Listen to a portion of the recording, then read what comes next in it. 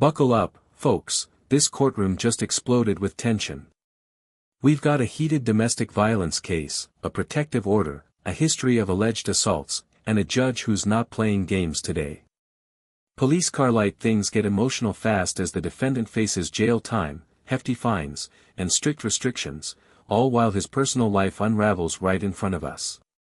Do you think the judge's approach is too harsh, or completely justified? Stick around, because this one takes some wild turns. I'm entering now what's called a magistrate's order for emergency protection. This is a court order that identifies Irma Becerra as a protected individual. You cannot commit family violence or an assault against this person. Commit an act in furtherance of an offense under section 42.072 of the Texas Penal Code, the stalking statute. You cannot stalk, threaten, harass, use another person to communicate a threat or harassing behavior. You cannot be in possession of a weapon or go within 200 feet of where she lives or where she works. You are Alvaro Betancourt. Yes, sir. Mr. Betancourt, you're charged with assault of a family member. You are facing up to a year in jail and or a $4,000 fine. We are going to do probable cause. You have the right to remain silent. Anything you say can or will be used against you. You have the right to have an attorney present. If you cannot afford one, one will be appointed to you, sir. On November 4th, 2024, officers were dispatched to an address in Harris County, Texas, in reference to a family disturbance type call. The caller was the witness, Graham, who called 911 stating that he heard the complainant in the background of the phone call crying, stating that she was having a domestic disturbance incident with her ex-boyfriend. Officers arrived on scene that was indicated by the witness and spoke with the complainant. The complainant stated that the defendant is an ex-boyfriend of hers who she shares a child with. She stated that on this date they were in bed together when the witness called her. Witness Graham, and the defendant saw the witness call her, became upset, and stated, "I will kill you and her and go about my day." The complainant began to cry and told the witness she was having issues with the defendant. The defendant then grabbed her by the wrist and began to physically slam her into bedroom walls, causing pain to her upper body and pushing the complainant into the hallway outside her bedroom, where he again slammed her into the hallway walls.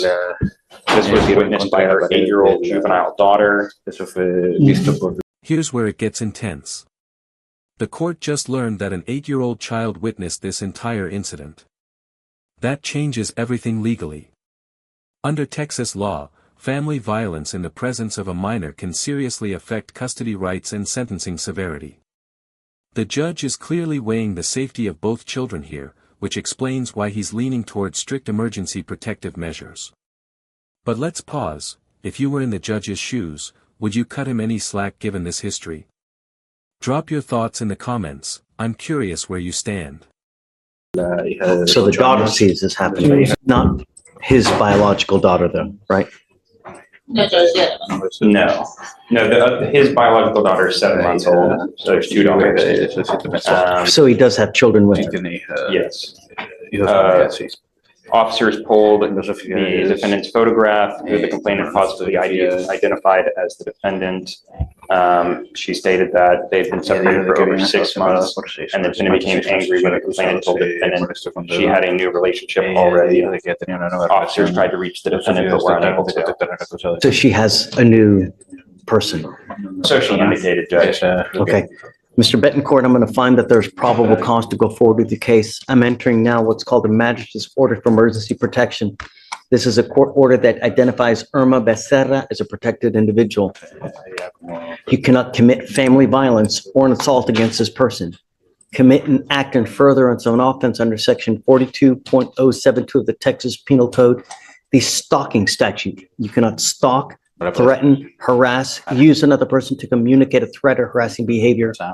You cannot be in possession of a weapon or go within 200 feet of where she lives or where she works.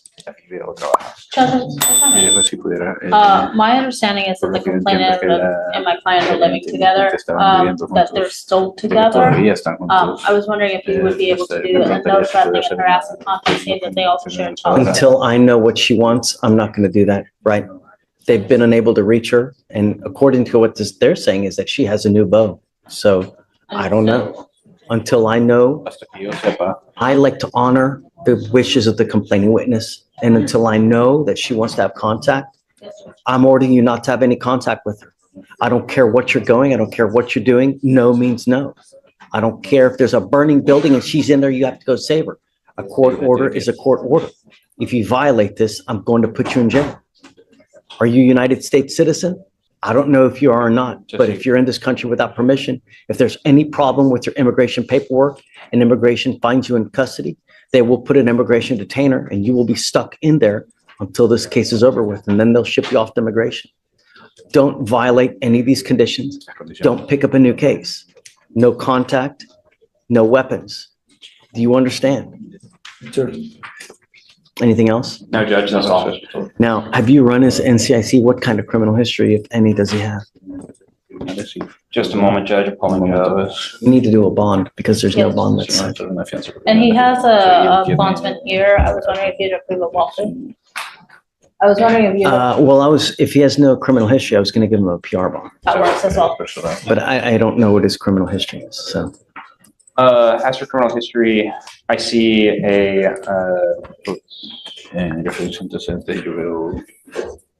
sexual assault out of Rio Grande City that has no disposition.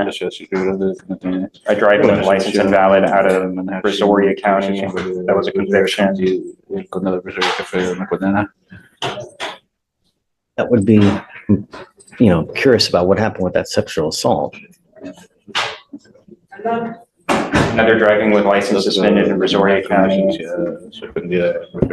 Another driving with license invalid in Montgomery County. And then a aggravated assault with a deadly weapon in Brazoria County. But that was, I see a final pleading of not guilty, but I see no disposition on the case. I'm setting your bond at $5,000 and he'll have to make a surety bond. Do you have a Texas driver license, Mr. Betancourt? Yes, I still have it. Does he have, can you run his license to see if he has a license? Yes, Judge, I'm running it right now. I'm ordering you not to drive any vehicle unless you have a Texas driver license and liability insurance in your name, Mr. Betancourt. Do you understand? Like I said, I take public safety extremely serious and I will do everything in my power to protect the public. If that means putting your bond at $10 million, I'll do it in a heartbeat to protect the public. So be careful when you're out there. Actions have consequences. Do you understand? A valid driver's license. Okay. Yes, sir. All right. Now you have a lawyer. It's your responsibility to stay in touch with them and they'll tell you when you have to come back to court. If they tell me they can't get a hold of you because you're playing games, I will issue a warrant for your arrest. You will not get any more PR bonds. No, or you won't get any PR bonds. Do you understand? An insurance company is going to say, man, you're not supposed to be driving anyways. We're not going to cover you in the event that you get into an accident. You have to have a license. Insurance companies deny everybody for every reason. You give them any loophole, they're going to deny any coverage. If you don't have a license, they're going to say, well, you're not supposed to be driving anyways. I don't know how an insurance company would give you insurance when you don't have a license. Okay. Do you mind drafting all those conditions, please? Yes, Judge. Okay. All right, guys. Thanks. Thank you, Judge. May we be All right. excused? He cannot go because we need to do everything. And then you said he has a bonding company here, right? Yes, Judge. Okay. We'll release him to the bonding company here when we get all the paperwork done. Thank you, Okay, Judge. I'll go ahead and reset him in the meantime and have him. Don't, because he still has to post bond. Once you post that bond, you'll get a 7-day setting. When you get that 7-day setting, feel free to come up here and we can give you a different day. Yes, You know? Judge. Yeah. Okay. Judge. Ricardo. Judge, what was the? Luis Aviles Garay. Sorry. So you're charged with driving while intoxicated, second offense. This is a class A misdemeanor. You're facing up to a year in jail and or a $4,000 fine. We're going to do probable cause. You have the right to remain silent. Anything you say can or will be used against you. You have the right to have an attorney present. If you cannot afford one will be appointed to you, sir. Officers were working an unrelated fatality investigation on Southwest Freeway in Harris County, Texas. And while the officers were on scene, the defendant attempted to pass the police line into the fatality investigation. The officers stopped the driver and observed a strong odor of an alcoholic beverage, glossy eyes, slurred speech, and unsteadiness. Standard field sobriety tests were administered. HGN 6 out of 6, walk and turn 6 out of 8, one leg stand 3 out of 4. The DIC was read and the defendant consented to breath. The results were .208 and .195. The defendant admitted to drinking 4 beers between 5 and 9 p.m. And during a search of the defendant's person, the officers found a bag of marijuana containing 1.13 grams. Mr. Aviles Garay, I'm going to find that there's probable cause to go forward with your case. Do you have a valid Texas driver license, sir? No. You speak English, right? Yes, sir. Okay. You're not allowed to drive. I'm making that a condition of your bond. You will be signing an affidavit with me today promising me you're not going to drive. I don't care what is going on in your life. I don't care what you have to do. You get into a car and drive, I can and will have a contempt hearing. You'll be facing an additional 6 months in jail and a $500 fine every time you drive. Do you understand? Yes, sir. Because it's a second offense, I'm ordering you to obtain a handheld interlock device that you're going to take with you everywhere you go to prove to me that you're not consuming alcohol. Likewise, if I find that you're consuming alcohol or any kind of illegal drugs, I'll put you in jail. You will not get any more PR bonds. Do you understand? Yes, sir. We are sending notice to DPS now, where every DPS officer will know if you are in a car driving and you don't have an interlock on it, they're going to put you in jail because they know that the law is now, we're going to require you to obtain a guardian interlock. You're not allowed to drive any vehicle that doesn't have an interlock on it. If you're caught driving a vehicle, number one, I'm going to have a contempt hearing. Number two, you'll probably end up going to jail because every officer will know that you need an interlock. Do you understand? Yes, sir. Don't get into a car for any reason. You want to drive, go get a license, get liability insurance, talk to me, and then we can. I have insurance, liability insurance. It doesn't matter. If you don't have a license, then you can't drive. If you can have $15 million in insurance, an insurance company is going to say, man, you're not supposed to be driving anyways. We're not going to cover you in the event that you get into an accident. You have to have a license. Insurance companies deny everybody for every reason. You give them any loophole, they're going to deny any coverage.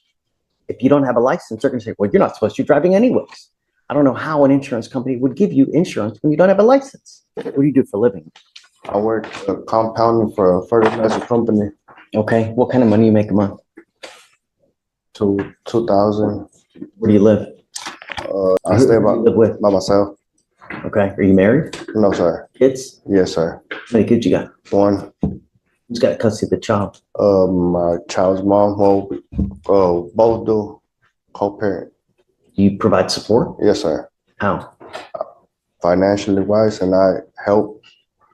I get them every other week. Is it you no, just give? no, it's just we got an understanding between us. Okay. You want to apply for an appointed lawyer? Yes, sir. Okay. Like an application. I'm telling you now, Mr. Aviles, don't drive. It's the worst possible thing you can do in this short life. Do you understand? Yes, sir. Okay. We'll have you sign all the documents and then I'll have you take a seat in the jury box. Come on. So here's where we land. The defendant faces multiple charges, including assault on a family member, strict no contact orders, and a $5,000 bond. The judge laid it out crystal clear: no weapons, no driving without insurance, and absolutely no contact with the complainant. Violating any of these conditions could land him straight back in jail. This case highlights just how seriously Texas courts treat domestic violence and public safety. If you found this breakdown as shocking as we did, make sure to hit that like button, share your thoughts in the comments, and subscribe for more real-life courtroom drama and legal insights. Trust me, you won't want to miss what's coming next.